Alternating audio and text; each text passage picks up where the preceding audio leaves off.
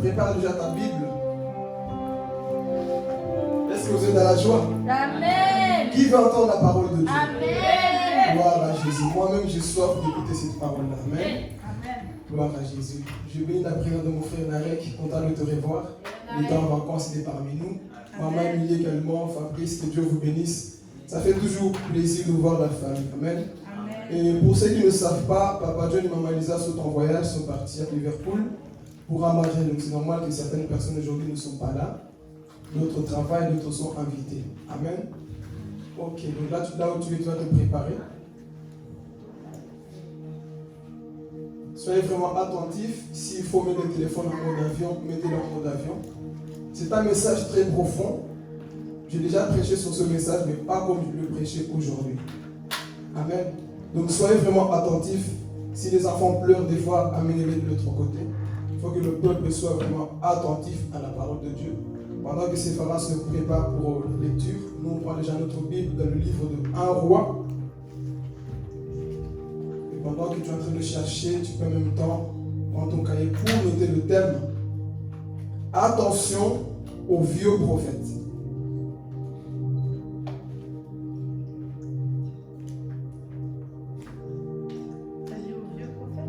Attention aux vieux prophètes. Dis à ton voisin, attention aux vieux prophètes. Pour le moment, nous n'allons pas continuer le message sur l'eschatologie, les signes, le temps de la fin. On allait continuer à voir ça. On allait voir normalement la fin de la grande tribulation et continuer pour voir le jugement dernier, mais on reviendra pour voir ces choses. C'est très important que l'Église sache ces choses. Vous savez, beaucoup vont à l'Église, mais ne se rendent pas compte de l'enlèvement. Beaucoup vont à l'Église, ne se rendent pas compte qu'il y aura un jugement un jour. Beaucoup oublient cela. Voilà pourquoi l'Église doit beaucoup insister sur ces choses. Amen.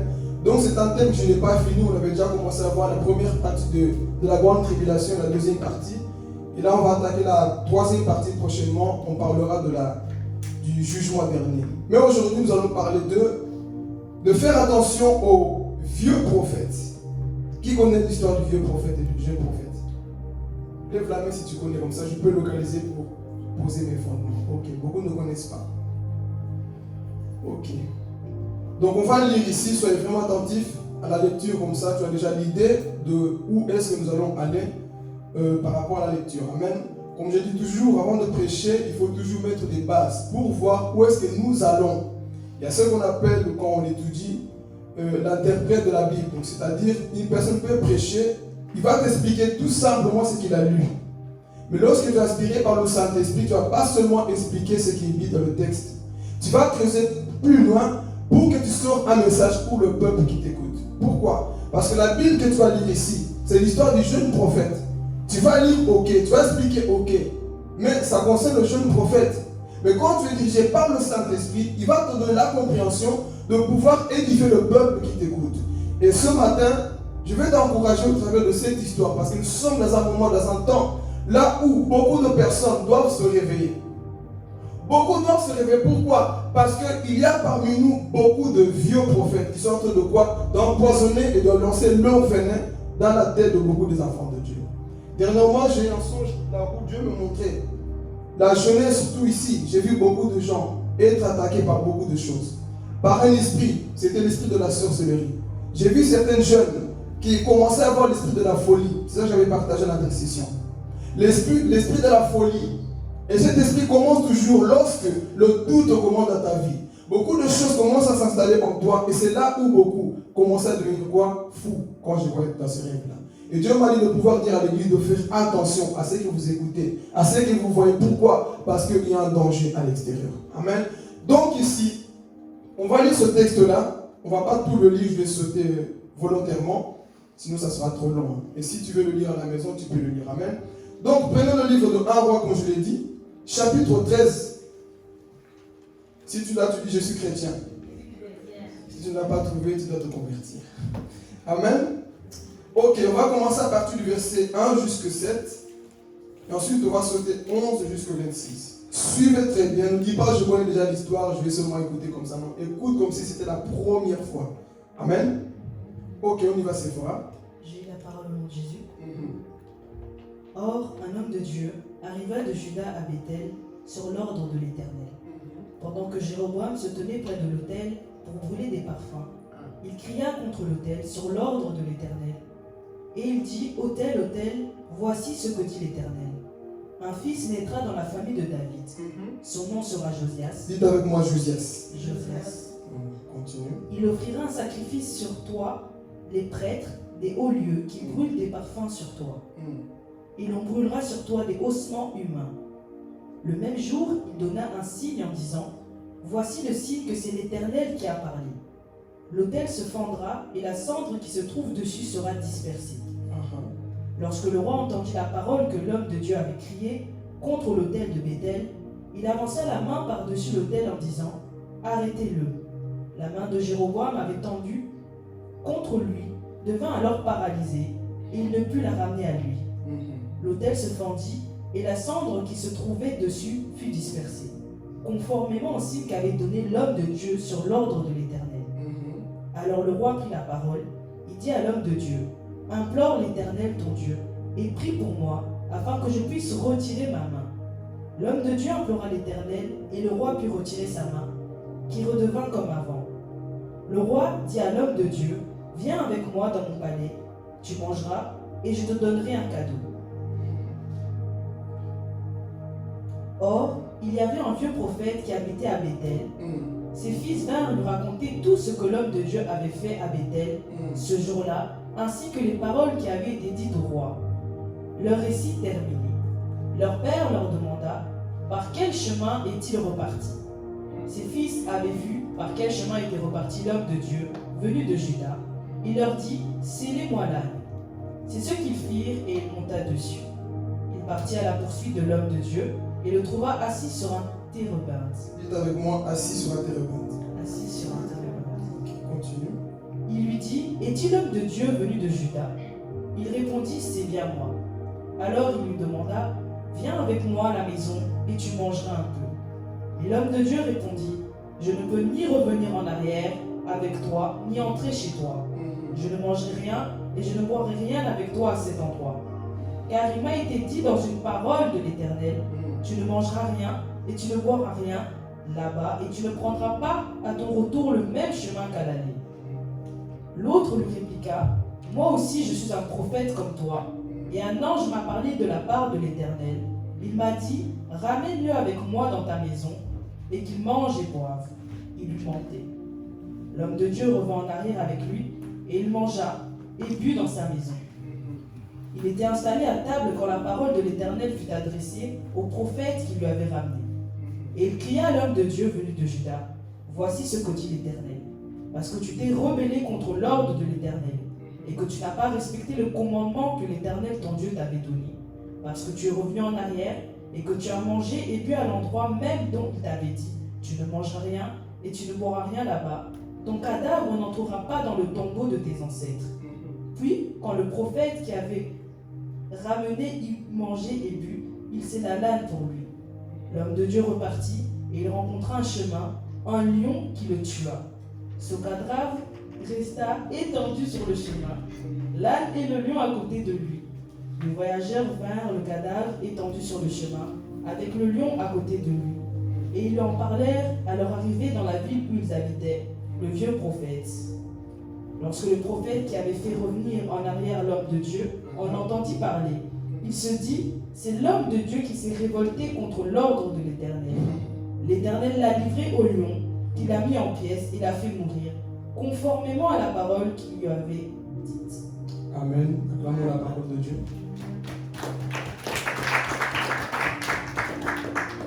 Frères et sœurs, cette histoire est à la fois aussi triste, n'est-ce pas?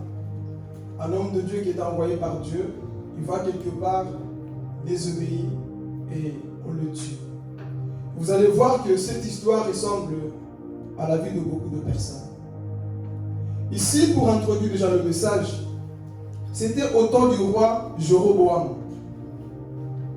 Jéroboam, c'était le roi après la mort du roi Salomon. Il a pris la place. Mais la Bible va nous dire que il y avait 12 tribus d'Israël. Et ces 12 tribus étaient quoi? Divisées. Dites-moi divisées.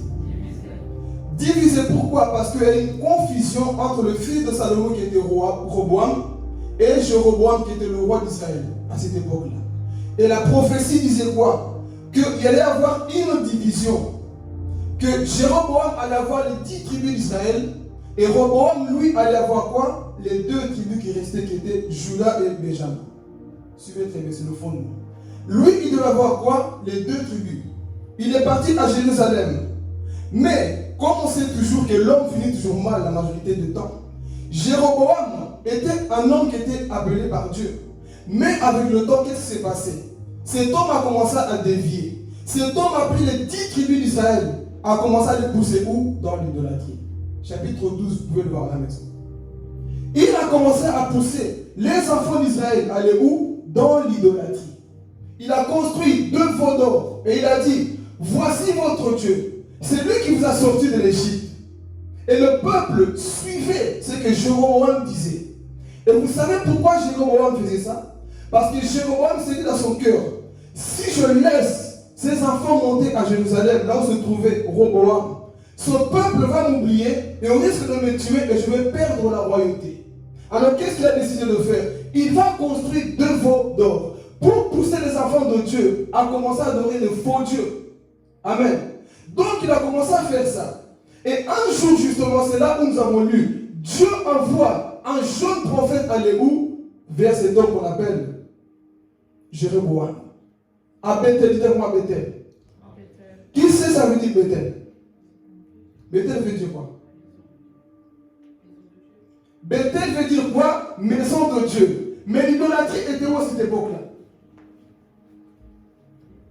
Dans la maison de Dieu à Bethel, Dieu n'aime pas lorsqu'on met l'idolâtrie à sa maison.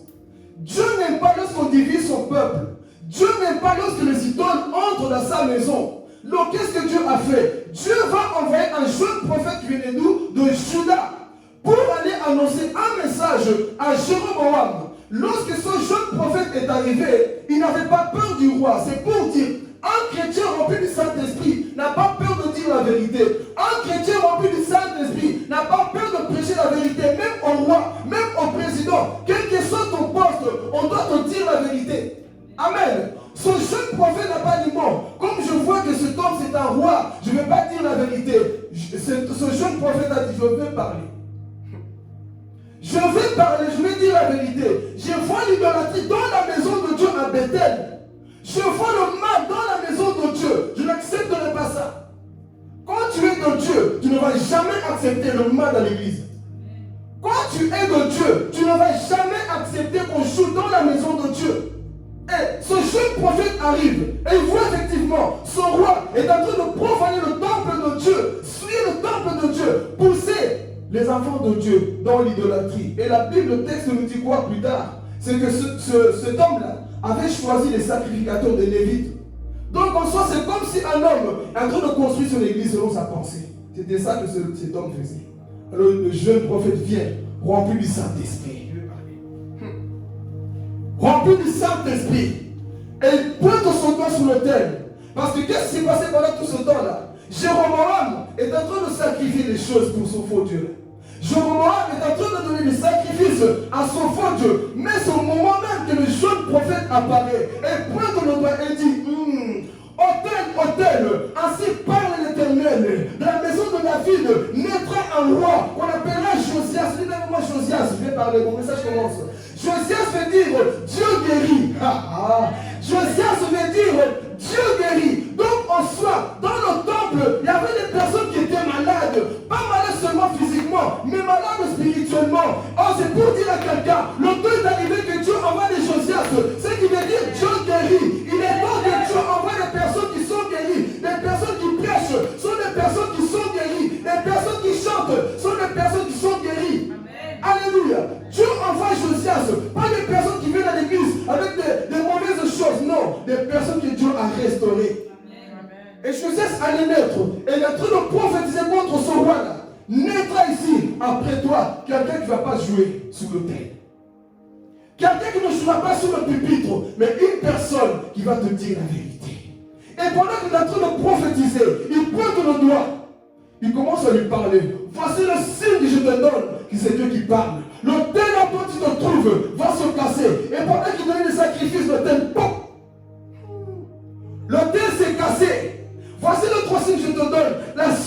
s'est répandu.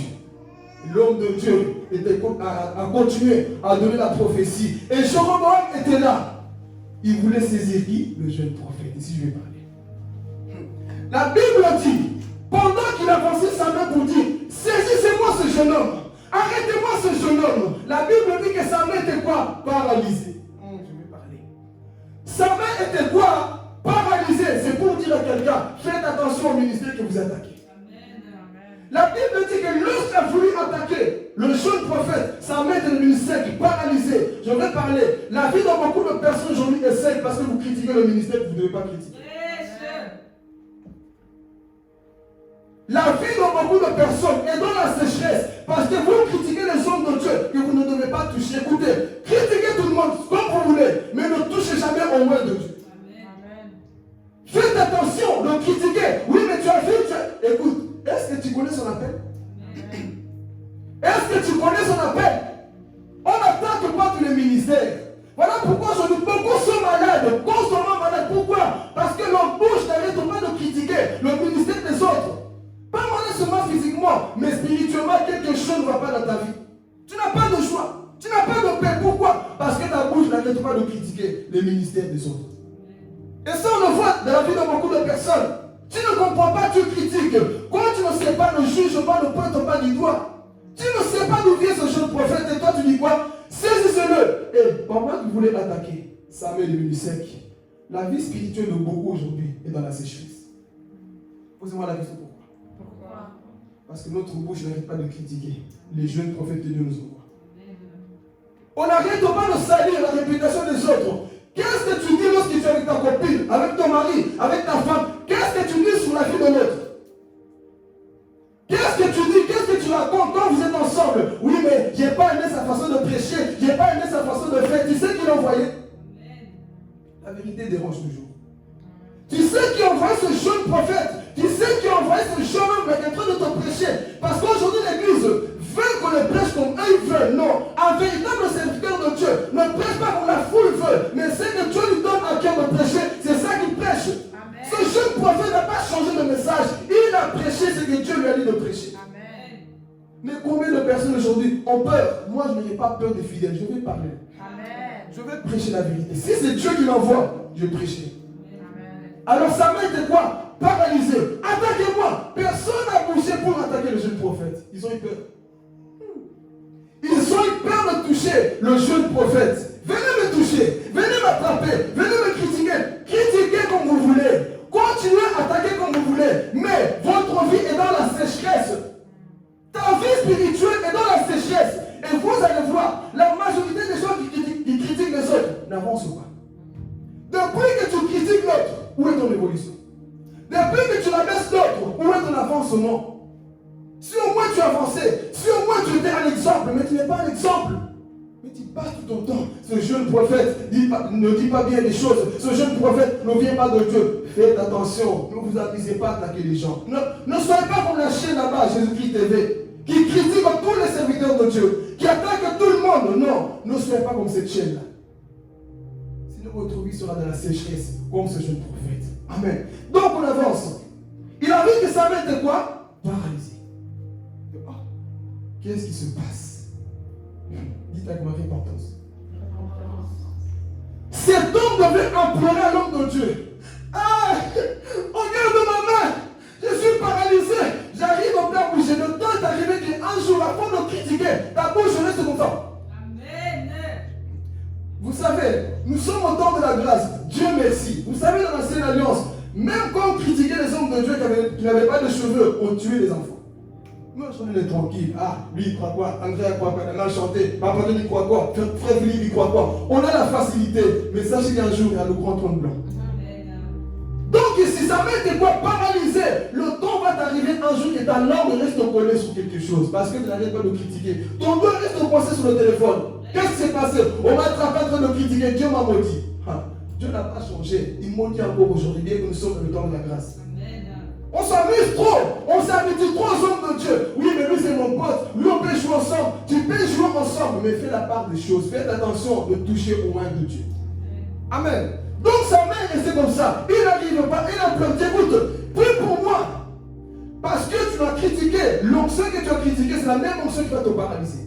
Donc il était là, il ne bougeait plus. Prie pour moi. L'homme de Dieu était rempli de compassion. Et il prie pour lui. Effectivement, sa main était devenue quoi? Normale.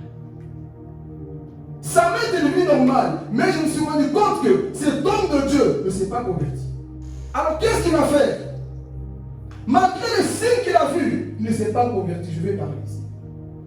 Combien de personnes aujourd'hui, ils voient les signes de Dieu. Dieu t'a guéri d'une maladie. Dieu t'a montré sa grâce, mais tu ne te convertis pas. Quelque chose ne va pas à l'église. Tu parles en langue, mais tu ne changes pas. Tu as vu les gens guéris, tu ne changes pas. Dieu t'a montré beaucoup de signes, mais tu as toujours la même position dans le péché.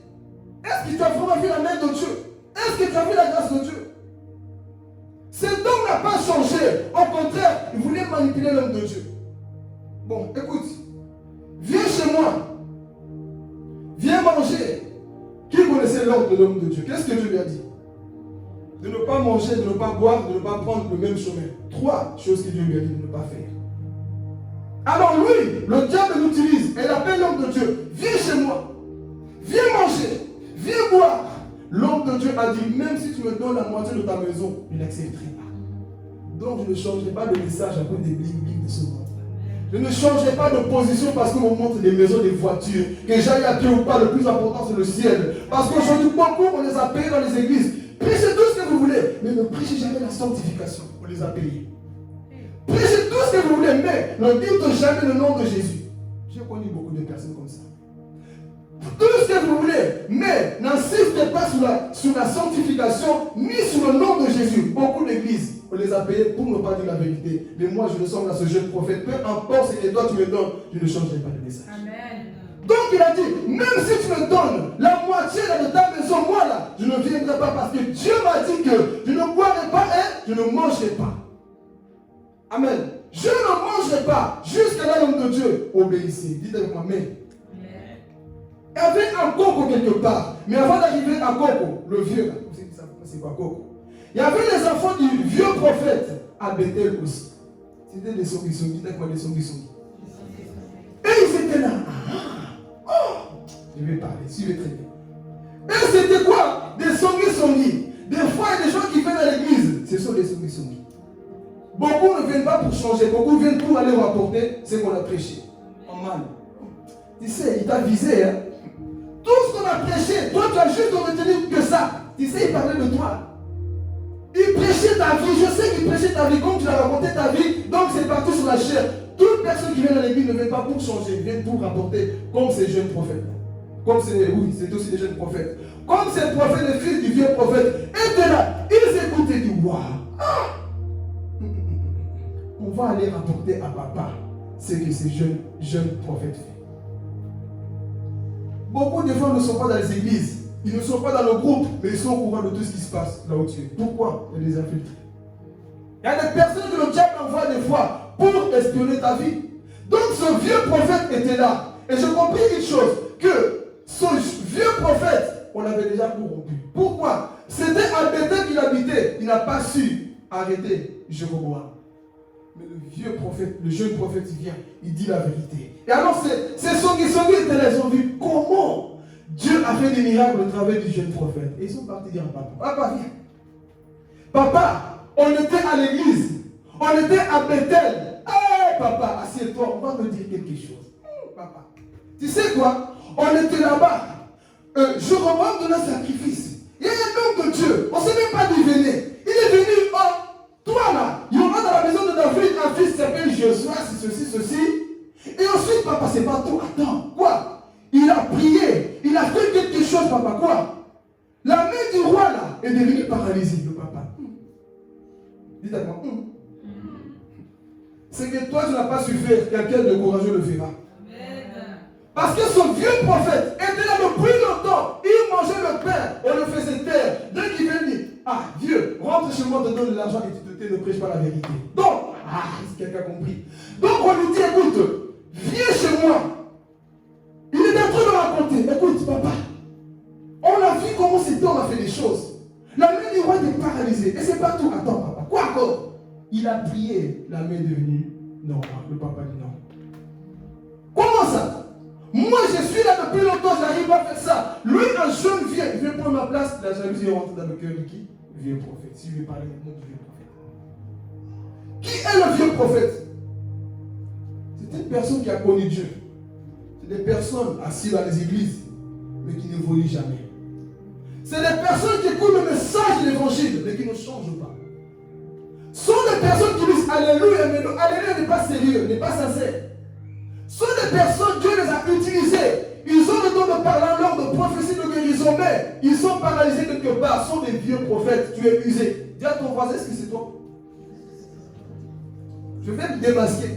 Beaucoup de chrétiens aujourd'hui sont usés dans la foi. Tu es devenu aujourd'hui semblable à ce vieux prophète. Oui, avant j'ai prié beaucoup. Avant je parlais en langue. Avant j'étais en feu. Avant j'étais comme ça. Ce n'est pas le Dieu d'avant. C'est le Dieu d'aujourd'hui. Ne sois pas un vieux prophète. Continue de rester dans la présence de Dieu. Amen. Beaucoup sont devenus des vieux prophètes. Pourquoi? Parce qu'une situation est venue dans ma vie. Et ça fait de moi quoi? Un vieux prophète. Beaucoup de chrétiens se disent des concombres dans la foi. Ils n'ont plus le courage de prier. Lire la Bible, c'est un problème, tu es devenu vieux. Tu n'as que 2 ans de vie chrétienne, tu es déjà fatigué.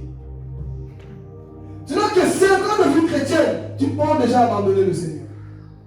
Tu es en train de vieillir déjà. Avant ton temps.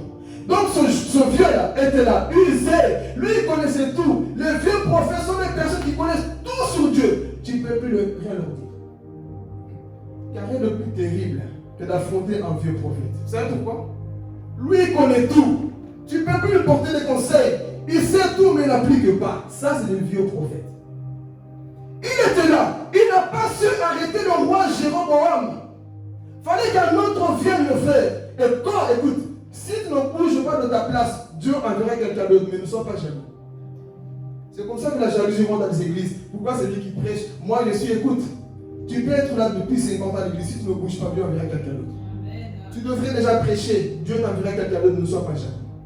Tu devrais déjà chanter Alléluia avec Dieu, intercéder, prier, faire beaucoup de choses pour Dieu. Mais du fait que tu as vieilli, tu penses toi tes problèmes, moi mes soucis, moi mes problèmes. Non, relève-toi, arrête de vieillir. Le temps est arrivé que tu grandisses l'église.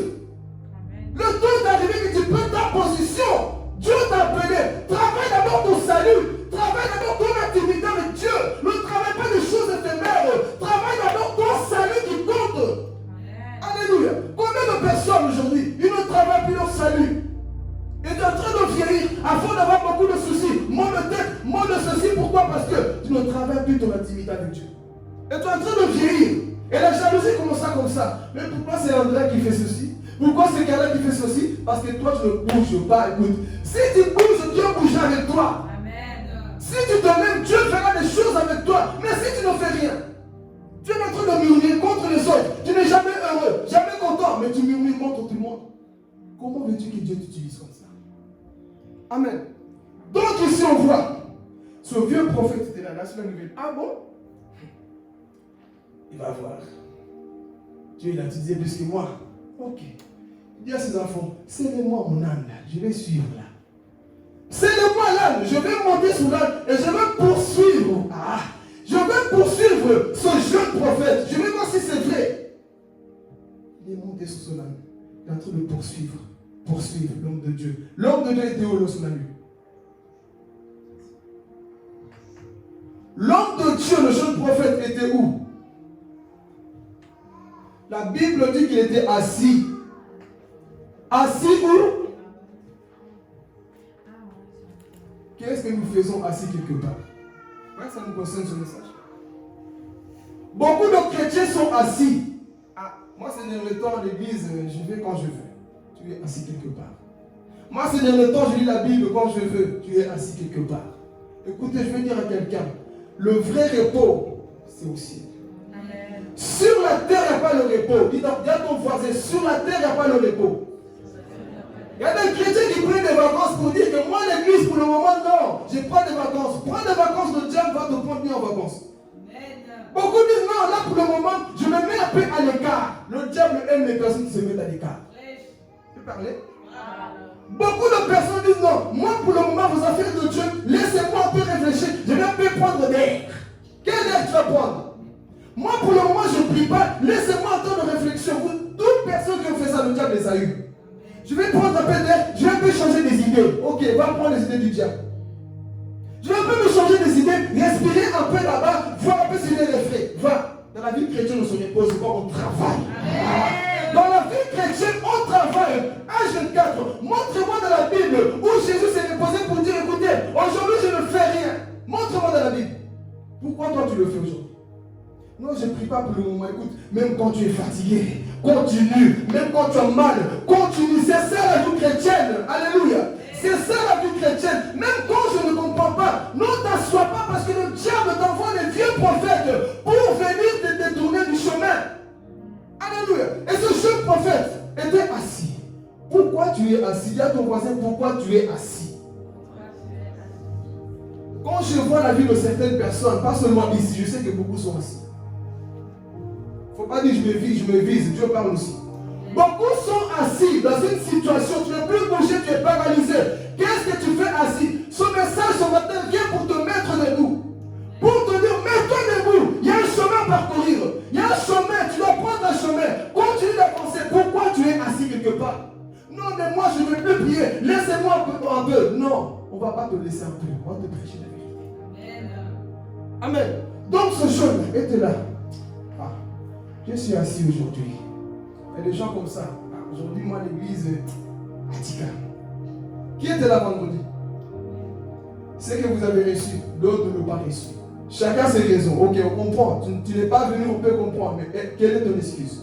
Dieu nous a donné une nourriture ici que tu n'as peut-être pas encore reçue. Le jour que le diable va t'envoyer les jeunes prophètes, les vieux prophètes, tu ne sauras pas comment les repousser. Pour ceux qui étaient là, ils ont reçu une nourriture que toi tu n'as pas reçue. Donc des fois ne dis pas moi l'église, non. Est-ce que des fois tu dis comme ça au travail? Comme on sait qu'il y a le salaire, là on est motivé. Mais quand c'est l'église, on ne bafoue plus l'église aujourd'hui. Vous pensez que Dieu ne note pas ces choses? Il les note. Amen. Donc il est là, assis. Ne reste pas assis. Et pendant qu'il était assis, en train de se reposer, oui mais j'ai faim, oui mais j'ai soif, je peux m'asseoir, oui mon frère. Même si tu avances lentement, vaut mieux avancer lentement que de rester assis quelque part. Je vais parler à quelqu'un. Vaut mieux avancer lentement mais sûrement dans le royaume de Dieu. Parce que Marc 13 nous dit que c'est lui qui va persévérer jusqu'à la fin sera sauvé. Matthieu verset 24, verset 13, c'est lui qui va persévérer jusqu'à la fin sera sauvé. Apocalypse nous dit, voici je donne au vainqueur le fruit de l'arbre de vie. Si tu viens manger ce fruit, persévère malgré les fatigues, persévère malgré les problèmes, persévère malgré les tribulations. Il faut persévérer. La vie chrétienne, tu dois persévérer. Non t'arrêtons de le chemin. Tu dois persévérer. Je dis à quelqu'un, tu dois persévérer. Alléluia. Dieu ne viendra pas changer les choses à ta place, mais c'est toi qui dois persévérer. Au nom de Jésus-Christ, persévère. Je parle à un jeune prophète ici. Persévère. Ne t'assure pas de ton part, parce que le diable rôde. Il est en train de chercher les âmes à détruire. En ce temps de la fin, si tu t'assois, tu vas mourir. Beaucoup vont mourir en ce temps de la fin. Beaucoup vont mourir. Pourquoi? Parce que tu as accepté de t'asseoir quelque part. Je n'accepterai pas de m'asseoir. Je sais que je dois atteindre le royaume de Dieu. Paul a dit, je combattis le bon combat. Je gardais la foi. La foi, c'est ça qui triomphe du monde. Donc c'est pour dire à quelqu'un, dans les épreuves, peu importe ce que tu vois, persévère. Avance encore. N'abandonne pas. Même si c'est lourd, c'est difficile, oui, avance. Dieu le sait. Lui-même n'est passé par là, il a porté la croix. Mais est-ce qu'il a dit, Père, c'est trop lourd, j'abandonne. Et tant pis, non. Il a dit, je vais aller jusqu'au calvaire parce qu'un mot m'a sauvé. C'est pour te dire que des fois, lorsque tu abandonnes, tu es en train de tuer le peuple que tu devais sauver. Lorsque tu t'assois pour dire, Seigneur, moi aujourd'hui je préfère rester comme ça. Il y a un peuple qui devait être sauvé au travers de toi. Ne seront pas sauvés. Pourquoi? Parce que tu as dit aujourd'hui, je me repose, ne te repose pas. Dis à ton voisin, ne te repose pas. N'écoutez pas ces pharisiens, les personnes, non, l'église n'est pas important, tu peux rester assis. Je ne resterai pas assis. J'irai adorer l'Éternel. Parce que le diable aime écarter les gens. Le diable aime écarter les gens. C'est lorsque tu t'écartes que les pensées viennent. N'est-ce pas? Quand tu t'écartes du monde, pour le moment, tu ne parles plus à Alec, tu ne parles plus à maman Émilie. Pour le moment, moi je reste là. Le diable aime ça. Judas, c'est comme ça que ça a commencé. Je m'écarte un peu, tu commences à faire amitié avec les pharisiens. Mauvaise pensée, mauvais esprit, le diable rentre en lui. Et beaucoup font comme ça, ils pensent que je suis à l'écart, ça va aller. Quand tu te mets à l'écart, le diable s'approche plus proche de toi. Et quand tu te mets dans la bergerie, le maître qui est Jésus te protège. Alors qu'est-ce que tu fais assis, ne reste pas assis. Et nous avançons, on parle vers la fin. Qu'est-ce qui se passe? Il vient le trouver. Écoutez ici. Là pourquoi c'est très important d'avoir une forte intimité avec le Seigneur. Elle vient le trouver. Oh, qu'est-ce que tu fais ici? Viens chez moi. Dans un premier temps, il a résisté. Il a dit non, je ne peux pas venir. Parce que Dieu m'a dit que tu ne boiras pas, et tu ne mangeras pas du pain, et tu ne prendras pas le même chemin. Dieu m'a parlé. Garde ta conviction. Amen. Dieu t'a donné une conviction. Ne laisse pas parce qu'il est au combat de la foi. Il peut te détourner. Non. Garde ta conviction. Peu importe le prophète, le bishop, le pasteur, le frère qui vient te parler. Je vais parler Jésus. Si tu sais que ta conviction vient de Dieu, personne ne doit t'écarter du chemin. Dis à Satan, dégage. Moi je dois avancer. Tes paroles mensongères, je ne vais pas les appliquer parce que je suis appelé à avancer. Amen. Ce jeune prophète de ce premier temps, il a résisté. Il dit non, Dieu m'a dit une parole. C'est pour dire à quelqu'un, qu'est-ce que Dieu t'a révélé en vision? Qu'est-ce que Dieu t'a dit dans tes rêves? Qu'est-ce que Dieu t'a dit dans sa parole? Qu'est-ce que Satan qui vient pour t'écarter? Qu'est-ce que Dieu te dit? Souvent, les gens qui se découragent, souvent les gens qui écoutent trop les autres, sont des gens qui n'ont pas une position ferme de la parole de Dieu. C'est pour ça que le diable arrive à vous avoir facilement, parce que tu n'as pas une forte intimité. Mais quand tu as une forte intimité, tu diras à Satan, tu le regardes bien dans les yeux. Tu connais mon Dieu, tu connais le Dieu que je sers, j'ai une alliance avec ce Dieu-là. Donc, toutes les paroles que tu viens me dire, lui ne sans effet. Parce que mon Dieu n'a pas changé. Prêche-moi comme tu veux, dis tout ce que tu veux, mais moi, j'ai une intimité avec Dieu. Le diable a peur de personnes qui ont une forte intimité. Parce qu'il sait que lorsque tu as une intimité, Dieu te parle constamment. Le diable n'a pas peur parce que tu as étudié quoi, la théologie. Le diable n'a pas peur de toi parce que tu as un bon français. Le diable n'a pas peur de toi parce que oh are you, I'm fine. Non, le diable n'a pas peur de ça. Il n'a même pas peur lorsque tu es Rabachakalebo Satan. Il a peur de toi lorsque tu es comme Jésus dans la chambre haute. Le diable vient de dire quelque chose. Dieu te dit, mon fils, fais attention, il vient à gauche. Tu peux étudier la théologie. La théologie ne viendra pas te dire que le diable viendra à gauche. Mais l'intimité révèle toutes choses cachées. Amen. Je connais un homme qui était l'intime de Dieu. Abraham, Dieu lui parle. Les gens qui avaient la théologie ne savaient pas ce que Dieu allait faire à Sodome. Mais c'est lui qui a une forte intimité. Entend la voix du bon berger. Voilà pourquoi, moi, pour enlever ma joie, il faut aller plus loin. Amen. Parce que j'ai une forte intimité avec le Seigneur. Et je t'encourage à avoir cette forte intimité. Surtout dans les moments que nous vivons. Beaucoup aujourd'hui sont séduits. On veut te dire une parole. Ah oui, c'est vrai. Tu vois ta soeur Andrea, c'est une sorcière. Ah bon? J'avais commencé à soupçonner. Tu as vu ses os, ça ressemble un peu à la chica. C'est vrai. Mais quand tu es dans l'intimité, Satan, ferme la bouche. Je connais ma soeur. Je connais ma soeur. Quelqu'un vient te dire, tu vois ton pasteur, c'est un sorcier. Satan, ferme ta bouche. Va-t'en d'ici. Je connais l'autre en face de moi. Mais combien tombe le piège du diable, comme ce jeune prophète? Au début, tu vas dire, ok, Seigneur, bon, je suis comme ça, ok, je crois, je ne peux pas marcher, je ne peux pas manger, je ne peux pas boire. Oui, mais le diable va insister, dis comment il insiste. Le diable insiste. Et qu'est-ce qu'il va faire ce vieux prophète?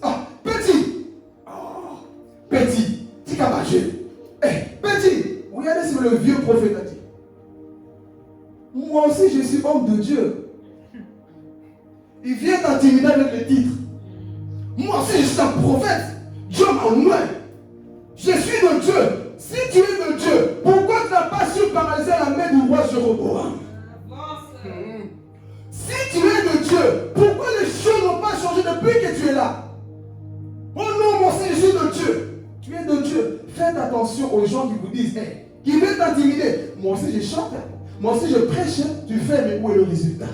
On fait voir le résultat, pas les blabla. Amen. Je suis prophète, ok, mais où est le résultat de ce que tu fais pour l'éternel? Il n'y avait pas de résultat, juste quoi? Des blabla. Amen. Je suis prophète aussi, et c'est ça qui a fait que le jeune prophète écoute le vieux. Pourquoi? Parce qu'il a dit, lui il est vieux, il a beaucoup d'expérience, il connaît plus que moi. Ce n'est pas parce que quelqu'un est vieux qui connaît plus que toi dans les choses de Dieu. Dites Amen. Ce n'est pas parce que quelqu'un est vieux qui connaît plus que toi dans les choses de Dieu. Quelqu'un peut être vieux déjà, mais il n'a pas d'intimité avec le Seigneur. Toi qui es jeune, tu as l'intimité. Beaucoup de vieux aujourd'hui n'ont plus d'intimité avec le Seigneur. Mais toi qui es jeune, tu as une forte intimité avec le Saint-Esprit. Alors ici, le vieux vient. Moi aussi, je suis de Dieu. Petit, reste calme. Petit, reste calme. Dites-moi, reste calme. Le petit reste calme. Pourquoi? Parce que c'est dit, lui là, barbe blanche, je vois ses diplômes, il a tout ce qu'il faut, on doit le craindre. Non. Il a tout ça, mais il n'avait pas d'intimité avec le Seigneur. Et si je vais parler, faites attention aux vieux prophètes. Pourquoi? Parce qu'une personne qui a raté sa destinée te fera rater la tienne. Si tu ne veilles pas, tu rateras ta destinée à cause de personnes qui ont raté leur destinée. Qui ça? Les personnes qui parlent autant à être dans les négatifs, qui n'avancent pas, sont des personnes qui sont en train de rater leur destinée. Faites attention à ces conseils que vous attendez à l'extérieur. Si la personne qui te conseille n'a pas de fondement, n'a pas de fruit, zappe-le. C'est comme une personne qui vient te dire comment être riche. Il faut avoir des maisons, des voitures, mais tu vois son pantalon troué. Lui-même, il n'a rien. Tu vas écouter de telles personnes? On écoute des personnes qui montrent l'exemple. Pas seulement en parole, mais avec les œuvres. Donc ce jeune prophète se fait avoir par ce vieux, parce que soi-disant, lui, il connaît plus que moi. Ok. Je suis aussi quoi? Homme de Dieu. Et il va écouter. Et il va rajouter, il va mentir sur le nom de Dieu. Qu'est-ce qu'il a dit? Est-ce que vous vous rappelez? Un ange m'est apparu. Tu mens même au nom de Dieu. Un ange m'est apparu. Et l'ange m'a dit si je vais parler. Et l'ange m'a dit que tu peux venir chez moi, tu peux manger. C'est pour dire à quelqu'un, Dieu ne se contredit pas. Quand Dieu dit une parole, si quelqu'un vient de prophétiser, Dieu va d'abord te confirmer à toi. Toi, l'homme de Dieu te prophétise des choses, tu n'es même pas au courant, tu n'es pas sûr. Et tu dis Amen et tu crois non. C'est que l'homme de Dieu te prophétise, il faut que Dieu te le confirme. Il a crié directement. Et si, dommage que Paul n'était pas là. Dites-moi pourquoi. Mais Galates, regardez ce que Paul le dit, comme ça ne vous dites pas que c'est moi qui l'ai dit. Ou tu peux le lire là où tu es. Galates chapitre 1, verset 8. Lui, il dit qu'un ange m'est apparu. L'ange est venu me donner un message. Mais regardez ce que Paul dit. Dommage que Paul n'était pas là. Il allait le donner des gougous. Regarde. Au sujet des anges. Regardez. Mais si quelqu'un, même nous ou même un ange venu du ciel, vous annonçait un évangile différent de celui que nous avons prêché, qu'il soit maudit. Qu'est-ce qui s'est passé ici? Paul, lui, savait très bien qu'il y avait des gens qui allaient venir pour mettre des fausses prophéties. Même nous, même des personnes qui vous prêchent, écoutez très bien, même des personnes qui vous prêchent, si vous enseignez une autre doctrine que celle de Jésus, qu'il soit maudit. Amen. Tu viens le nom de Mohamed, sois maudit. Tu viens le nom de Bouddha, sois maudit. Nous n'avons qu'un seul évangile qui est Jésus-Christ. Nous n'avons pas deux évangiles, ni trois évangiles, ni quatre. Un seul évangile qui amène au ciel qui est Jésus-Christ de Nazareth. Et nous prêchons en Jésus. Donc peu importe que tu sois un ange venu du ciel. Si tu viens avec un autre évangile, tu es maudit parce que Dieu m'a dit une parole, un seul évangile que je dois obéir. Donc, quel que soit ce que tu viens, ce que tu m'apportes mon message, si ce message n'est pas christocentrique, va à côté. Amen. Si le message que tu écoutes ne t'amène pas à craindre Dieu, ne t'amène pas à chercher le ciel, que ce message quoi soit maudit. Amen. Donc ici, Paul recommande bien aux gens, même si un ange, parce que vous allez voir aujourd'hui, beaucoup de religions existent aujourd'hui, parce qu'un ange les a parlé.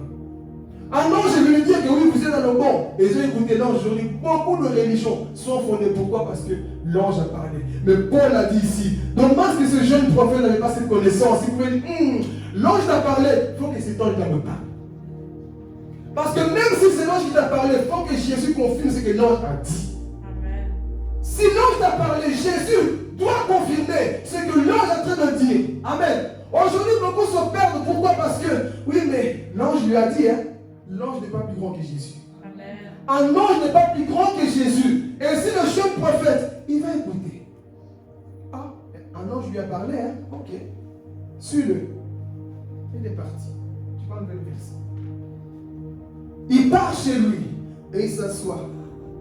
Il commence à parler. Petit, faites attention au conseil des vieux prophètes. Petit, mange. Moi aussi, j'étais comme toi. Tu peux manger, Dieu ne fera rien. Mange, dis-moi, mange le pain. Mange le pain. Parce qu'en soi, le pain du vieux prophète, c'était le pain qu'il avait pris à l'autel du roi Jéroboam. Donc en soi, ce pain était consacré à Satan. C'est pour dire quelque chose à quelqu'un. Quand Dieu t'interdit quelque chose, Dieu sait le pourquoi. Dieu savait très bien que tu ne pouvais pas manger le pain, ni boire de l'eau. Lui, il est parti faire ces choses-là. Alors il est à table, en train de manger. Tu peux boire, mange. Et il mange, et il boit, il fait tout. La même bouche, là, écoutez maintenant, c'est très intéressant. La même bouche va prophétiser des choses vraies. Or, il a mangé, n'est-ce pas? Mais qu'est-ce qu'ensuite? Qu'est-ce qui s'est passé par la suite? Le vieux prophète commence à prophétiser que tu as désobéi, hein? C'était Dieu qui parlait. Hein? Donc tu m'as trompé, et ensuite maintenant tu révèles que j'ai désobéi. C'est lui qui a dit maintenant la petite, tu vas mourir. Hey, imaginez-vous la blessure qu'il avait ce jeune. Oh, mais c'est toi qui as dit que l'ange de Dieu a dit que tu pouvais manger, et maintenant ainsi dit l'Éternel que tu vas mourir maintenant. Faites attention mes frères et sœurs. Il y a des personnes qui ont le don de révélation. Même si Dieu n'est plus avec eux, ils ont toujours le don de révélation. Est-ce que quelqu'un a compris? Toi, ce n'est pas parce que quelqu'un t'a dit des choses vraies que c'est un prophète qui vient de Dieu. Parce qu'ici, dans un premier temps, il a menti. La même bouche qui a menti, c'est dans la même bouche qui a dit des choses vraies. Donc ne sois pas celui, oui, mais il a révélé ma vie. Oui, mais ce qu'il a dit, c'est vrai. Il vient d'où? C'est un vieux prophète. Dieu l'a rejeté. Dieu ne marche plus avec lui, mais les dons, Dieu ne le retire pas. Quand Dieu bénit quelqu'un, Dieu n'enlève pas les dons. Les sorciers, ils ont toujours les dons. Les faux prophètes, ils ont toujours les dons. Et c'est à cause de ça qu'il réussit à avoir beaucoup de personnes. Et ce jeune, on lui dit, écoute, tu vas mourir maintenant. Allez, va-t'en. Le jeune prophète est en train de marcher. Quelque chose va se passer ici. Pendant qu'il marchait, la Bible dit quoi? Un lion est venu le manger. Un lion est venu quoi? Le tuer. Alors on va réfléchir tous ensemble ici, soyez attentifs. La Bible dit une chose, qu'il y avait l'âne et le jeune prophète. Entre l'âne et le jeune prophète, qui a plus de viande? Ça, on dit, quand tu médites, tu dois rentrer dans la profondeur pour faire sortir un message pour le peuple. Entre l'âne et le jeune prophète, qui a le plus de viande? L'âne. C'est l'âne qui a le plus de viande. Et la nourriture du lion, c'est quoi? L'âne. Est-ce qu'on suit? La nourriture ici du lion, ce n'était pas le jeune prophète. Mais qu'est-ce qui a attiré le lion à aller tuer le jeune prophète? Ce qui était dans son ventre, le pain, la désobéissance. La Bible nous dit une chose, que 1 Pierre 5, 8, il nous dit quoi? Que votre adversaire, le diable, rôde, cherchant qu'il ne peut que dévorer celui qui a le pain de la désobéissance dans son ventre. Quelqu'un n'a pas compris la profondeur. Le diable ne peut que dévorer celui qui a le pain de la désobéissance dans son ventre. Ici, oui, l'âme avait beaucoup plus de chair. Mais ici, le diable ne mange pas, c'est lui qui a la chair. Mais le diable mange, c'est lui qui marche dans la chair. C'est profond. Hein? Le diable ne mange pas, c'est lui qui a beaucoup de chair. Mais le diable mange, c'est lui qui marche dans la chair. Les œuvres de la chair, c'est ça qui attire le diable. Romains 8 nous dit, si vous marchez dans la chair, vous mourrez dans vos péchés. Donc ici, le diable, qui est le symbole de ce lion-là, il s'en foutait de l'âne. Tout ce qu'il voulait, c'est quoi? c'est le jeune prophète. C'est que tu as dans le ventre. C'est pour dire à quelqu'un ici, qu'est-ce que tu as dans le ventre aujourd'hui? Qu'est-ce qu'il y a dans ton ventre qui attire le lion? Qu'est-ce que tu as mis dans ton ventre? Qu'est-ce que tu as mangé quelque part? Qu'est-ce que tu as avalé qui attire le lion qui rôde pour dévorer celui qui désobéit? Qu'est-ce qu'il y a dans ton ventre? Le pain, l'eau que tu as mis dans ton ventre. C'est ça que tu as mis. Je vais développer ici maintenant. Quand tu écoutes la parole de Dieu, tu l'écoutes avec la bouche ou avec l'oreille? Avec l'oreille. Donc, la bouche de l'âme, c'est les oreilles. Alors, qu'est-ce qui rentre dans ton âme? Quand tu pars à l'extérieur, quand tu écoutes des choses bizarres, qu'est-ce que tu fais rentrer dans ton âme?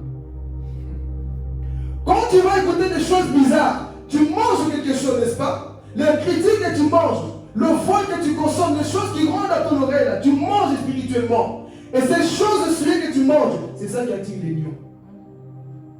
Je vais dire à quelqu'un ici, qu'est-ce que tu manges qui attire ces lions? Qu'est-ce que tu as mangé comme bêtise? Cette semaine, ce mois-là, qu'est-ce que tu as mangé comme bêtise qui attire ce lion? Parce qu'aujourd'hui, si tu ne fournis pas ce que tu as mangé, on va te dévorer quelque part. Si tu ne rejettes pas, si tu ne confesses pas le péché de la chose que tu as fait, le lion qui rôde va pouvoir te dévorer. Et ce jeune prophète-là, il avait le pain en lui. Et c'est ça qui a quoi? Qui a tiré le lion. Le lion est venu, il a laissé l'âne. Il a laissé, il n'a pas touché. Le diable ne touche pas ceux qui obéissent. Le diable ne touche pas ceux qui obéissent. L'âne a fait son travail. Il a ramené l'homme de Dieu. Il a amené, il a obéi. Mais l'homme de Dieu n'était pas dans l'obéissance. Il avait quelque chose en lui qu'il ne devait pas. Le pain et l'eau, il ne devait pas. Il a pris le chemin qu'il ne devait pas prendre. Qu'est-ce qui s'est passé? Le lion est venu le dévorer. Aujourd'hui, beaucoup de chrétiens sont assis dans nos églises. Ils ont des choses pour nous. Ils ont le pain dans la désobéissance. L'eau de la désobéissance dans ton ventre. Et c'est ça qui fait qu'aujourd'hui ça ne va pas. C'est ça qui fait qu'aujourd'hui les lions sont toujours à ta poursuite. Pourquoi? Parce que tu as mis des choses interdites dans ton ventre. Qu'est-ce qu'il y a dans ton ventre, mon frère, ma soeur? Qu'est-ce que tu as mangé? Qu'est-ce que tu consommes constamment dans ton ventre? Qu'est-ce que tu as laissé? Ce que tu entends, tu as laissé ces choses dans ton ventre. Tant que tu ne vomis pas, tant que tu ne te lèves pas, mon frère, tu seras dévoré par des bêtes sauvages, par le lion. Parce que le chemin est en train de marcher. Il y a beaucoup de lions qui sont là. Amen. Et ce jeune prophète, quelle tristesse. Dieu l'avait envoyé, mais il se trouve au milieu du chemin, dévoré par un lion. Et le lion est resté comme ça. L'âme était là-bas. C'est pour vous dire, tu désobéis, mais un jour Dieu te fera ta compte. Le même lion qui t'a tué sera pour dévoiler tes œuvres. Amen. Le même lion qui t'a dévoré va révéler tes œuvres, mon frère, ma soeur. Donc faites attention. Et tout ça, c'est à cause de quoi? Du vieux prophète. Tu as écouté un vieux prophète qui a mis en toi le doute, qui a mis en toi les semences négatives, qui a mis en toi les choses pas bonnes. Mais aujourd'hui, ton ventre est rempli des choses pas bonnes.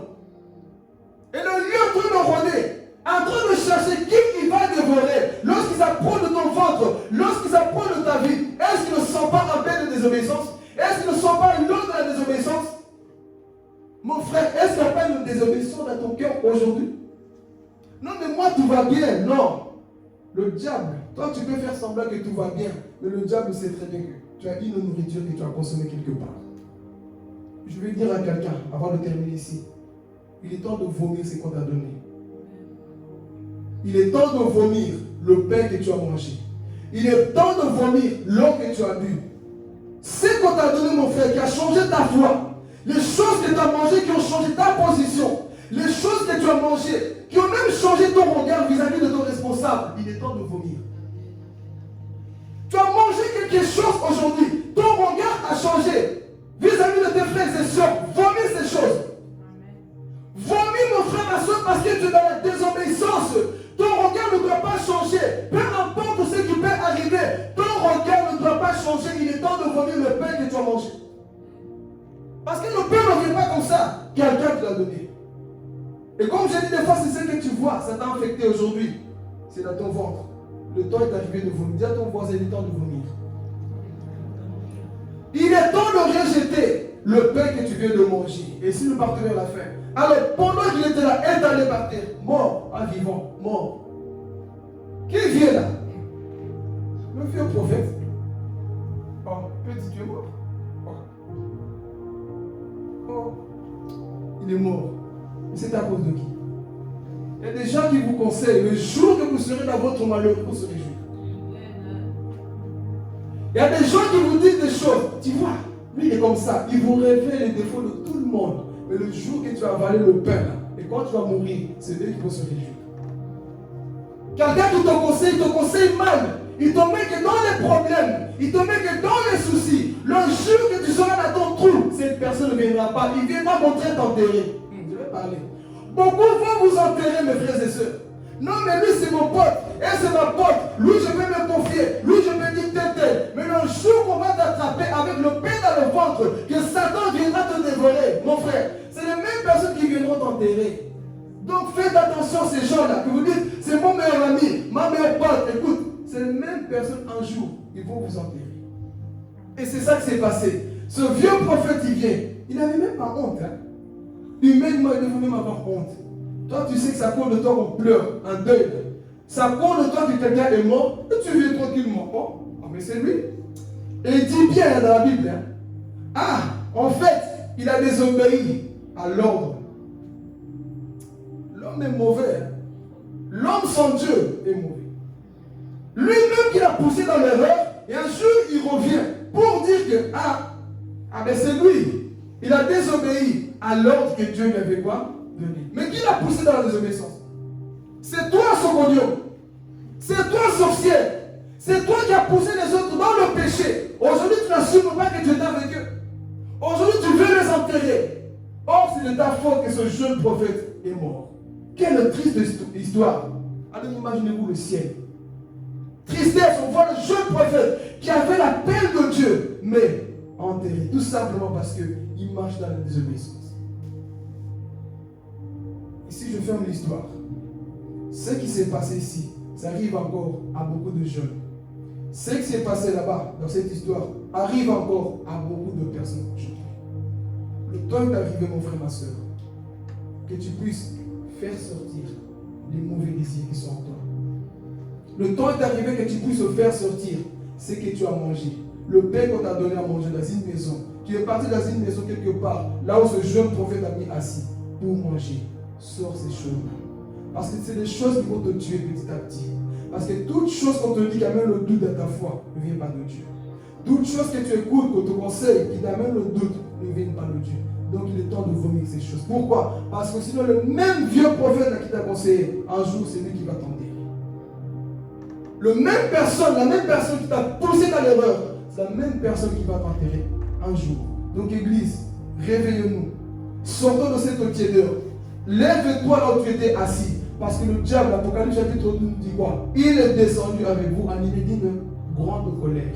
Donc lui ne blague pas. Si toi tu blagues avec ta vie chrétienne, il y a un diable qui ne blague pas avec toi. Le temps est arrivé que tu te mettes debout et de vomir ce qu'on t'a donné. J'insiste beaucoup sur ça. De vomir ce qu'on t'a donné. Quand on parle de vomir, c'est de confesser, rejeter, faire demi-tour, repentir sincèrement et de prendre ta place. Amen. Que Dieu vous bénisse, on va prier. Tu peux te mettre debout, si tu peux. Alléluia. Là où cette parole t'a parlé, va avant tout dire déjà merci à Dieu pour la parole que tu as reçue. Dis-lui, Seigneur, merci pour ta parole. Merci parce que tu m'as parlé. Vois ton cœur. Dis-lui, Seigneur, tu m'as parlé, mon roi. Tu vas sincèrement prier. Beaucoup de vies n'avancent pas, comme je l'ai dit au début, c'est parce que nos bouches ont été quelque part là, il ne fallait pas. Et des fois, on a tendance à oublier ça. Que Dieu peut frapper, oui. Quand tu mets trop ta bouche, là, il ne faut pas. Il y a des ministères qu'on ne touche pas, mes frères. Il y a des hommes de Dieu qu'on ne touche pas. Il y a des enfants de Dieu qu'on ne touche pas. Il y a des personnes qu'on ne touche pas. Faites attention, mes frères et sœurs. C'est un avertissement que je donne à l'église. Faites attention. Ça commence par nous, la tête. Nous aussi, on doit faire attention à vous.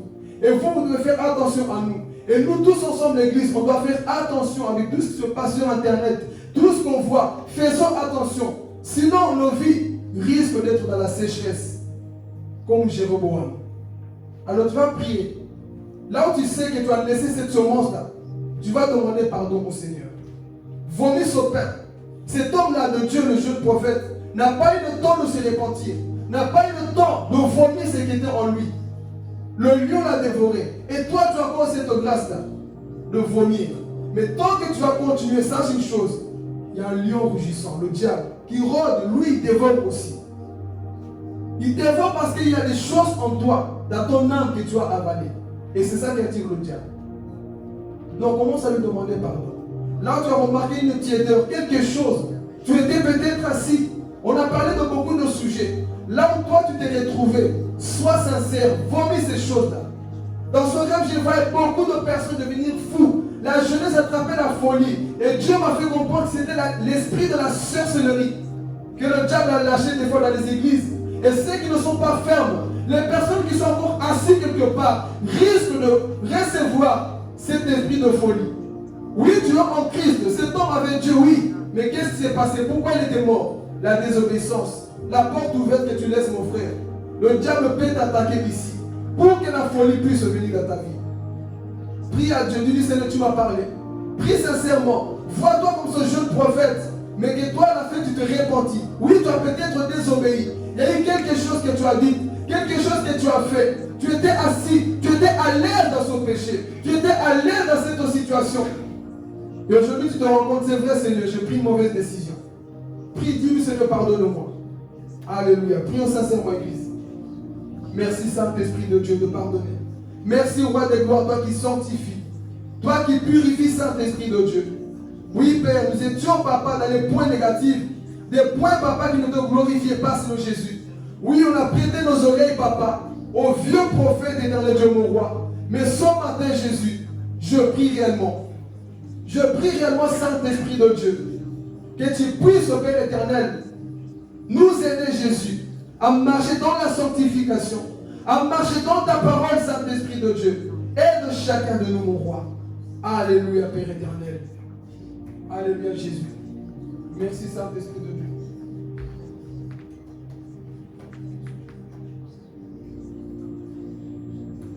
Alléluia, Seigneur. Merci pour sa vie, Saint-Esprit de Dieu. Continue de prier là où tu es. Merci, Saint-Esprit de Dieu, pour sa vie, roi des gloires. Toi qui la connais mieux que moi, Jésus. Je prie, Saint-Esprit de Dieu. C'est toi qui révèles toutes choses. C'est toi qui appelles. C'est toi qui qualifies, Saint-Esprit de Dieu. Toi qui vois, Papa, son entourage. Toi qui vois toutes choses, Saint-Esprit de Dieu, Papa. Toi qui l'as appelé, Père éternel. Je prie pour sa vie, Saint-Esprit de Dieu. Qu'elle soit restaurée, Papa. Qu'elle puisse marcher selon ta parole, Père éternel. Que rien ne puisse l'empêcher, Papa. Que tout obstacle, Papa, du diable s'éloigne. Qu'elle ait les yeux ouverts, Saint-Esprit de Dieu. Afin de décoder, Papa.